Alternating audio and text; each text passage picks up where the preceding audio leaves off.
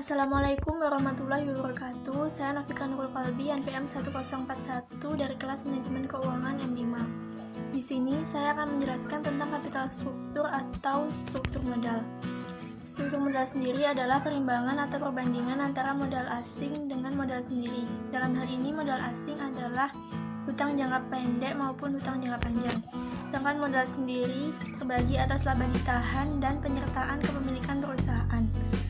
Struktur modal dapat dikatakan optimal apabila dapat mengoptimalkan keseimbangan antara risiko dan pengembalian sehingga memaksimumkan harga saham. Berikutnya adalah teori struktur modal. Dalam teori struktur modal terdapat beberapa teori, yaitu yang pertama adalah teori tradisional. Dalam teori ini menyatakan bahwa struktur modal mempunyai pengaruh pada nilai perusahaan, yang mana struktur modal dapat berubah-ubah agar dapat didapatkan nilai perusahaan yang optimal. Yang kedua ada teori Modigliani dan militer. Dalam teori ini dibagi lagi menjadi dua, yaitu teori MM tanpa pajak dan teori MM dengan pajak. Teori MM tanpa pajak dianggap tidak relevan atau tidak berpengaruh pada nilai perusahaan. Sedangkan teori MM dengan pajak, dalam hal ini pajak dibayar untuk pemerintah, artinya menjadi aliran kas keluar untuk perusahaan. Yang ketiga ada teori pecking order, menyatakan bahwa perusahaan yang mempunyai tingkat keuntungan lebih tinggi justru mempunyai hutang lebih kecil. Secara spesifik perusahaan memiliki hutang untuk preferensi penggunaan dana. Yang keempat ada teori asymmetric and signaling.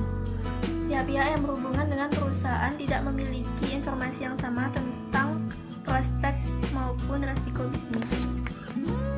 Yang kelima ada teori trade-off. Dalam teori ini menyatakan bahwa struktur modal optimal menggunakan faktor antara biaya agen, pajak, dan biaya kesulitan, namun tetap mempertahankan sebuah asumsi symmetric information dan informasi pasar yang menjadi imbangan serta manfaat untuk pemakaian utang.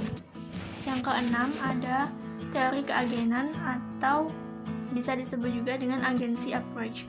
Dalam teori ini, struktur modal tersusun untuk mengurangi konflik dari kelompok yang berkepentingan saja. Baik, yang berikutnya ada faktor-faktor yang mempengaruhi struktur pada modal. Yang pertama ada struktur aktiva. Adanya perimbangan atau perbandingan antara total aktiva dan aktiva tetap. Perusahaan industri contohnya lebih mengutamakan modal permanen daripada modal sendiri. Yang kedua ada growth opportunity, yaitu perubahan titik aktiva yang dimiliki perusahaan. Yang ketiga adalah ukuran perusahaan. Sebuah perusahaan menjadi besar jika melakukan diversifikasi atau keanekaragaman produk. Yang keempat ada profitabilitas. Sebuah perusahaan yang memiliki profitabilitas tinggi tentu mempunyai dana internal lebih banyak dibandingkan dengan profitabilitas perusahaan yang memiliki dana internal lebih rendah. Yang terakhir ada risiko bisnis, menimbulkan kesulitan bagi perusahaan dalam melakukan pendanaan eksternal, akan berpengaruh negatif juga terhadap leverage atau penggunaan aset. Sekian, terima kasih. Wassalamualaikum warahmatullahi wabarakatuh.